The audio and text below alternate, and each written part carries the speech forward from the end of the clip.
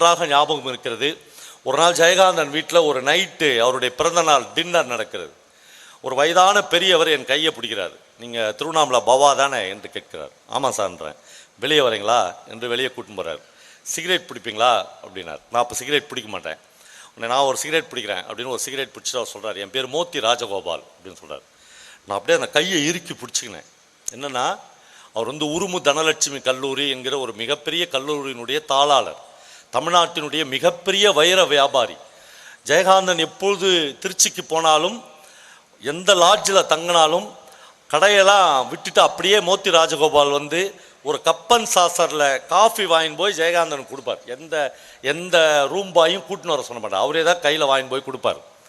அப்படிப்பட்ட அவரை போஷித்தவர் தன்னுடைய வாழ்நாள் முழுக்க. மோத்தி ராஜகோபாலை பற்றி ஜெயகாந்தன் தன்னுடைய புத்தகத்தில் ஒரு இடத்தில் எழுதியிருக்கிறார். என்னன்னா, அவர் ஒரு ஒன்று குடுத்தனத்தில் குடும்பம் இருக்கிறார். மோத்தி ராஜகோபால் அந்த சந்துக்குள்ளேயே அவருடைய ஃப்ளைமவுத் காரு நுழையாது. ஒரு பெரிய கார் அது. அந்த மூளையில் நிறுத்திட்டு இவர் மட்டும் ஜெயகாந்தனை பார்க்க போகிறார். நான் உங்களோட பேசணும் என்று சொல்கிறார்.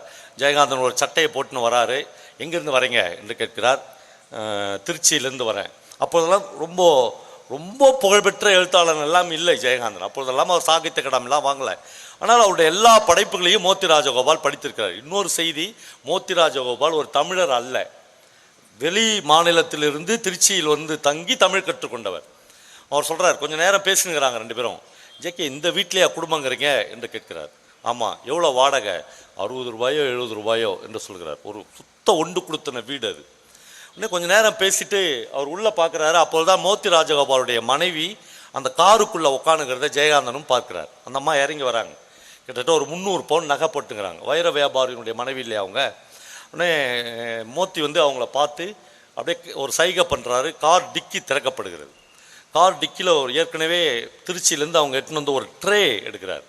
இந்த ட்ரேவில் ஜெயகாந்தன் அதை பற்றி விவரிக்கிறார். கிட்டத்தட்ட ஒரு 100 பவுன் நகை இருக்கும். அந்த ட்ரே கொள்ளாத அளவுக்கு கரன்சி நோட்டுகள் இருக்கும். அவர் வச்சு ரெண்டு பேரும் ஜெயகாந்தன் கொடுக்குறாங்க.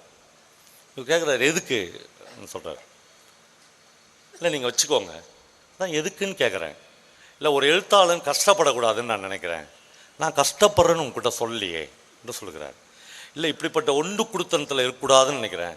இல்லை, ஒன்று குடுத்தனம் எனக்கு அசௌரியமானது அப்படின்னு நான் எங்கேயுமே எழுதலையே என்று சொல்கிறார்.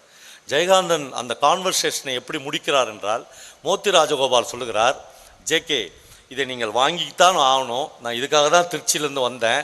ஒருவேளை இது உங்களுக்கு பிடிக்கல, அல்லது நீங்கள் என்றைக்காவது ஒரு நாள் வாழ்க்கையில் இதை திருப்பி தர வேண்டும் என்றால் நான் வாங்கிக் கொள்கிறேன். அப்படி ஒரு ஒப்பந்தத்திலாவது நீங்கள் வாங்கிக் கொள்ள வேண்டும் என்று கேட்கிறார்.